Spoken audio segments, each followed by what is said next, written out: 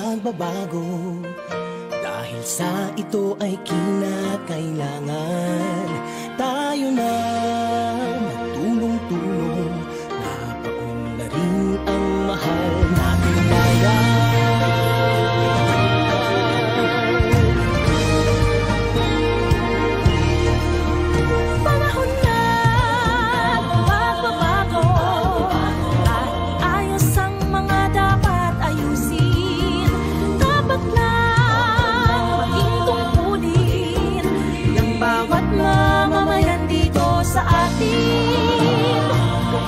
Pagbabago patungo sa pag-asenso, magsikap ng mabuti ka nang guminhawa tayo.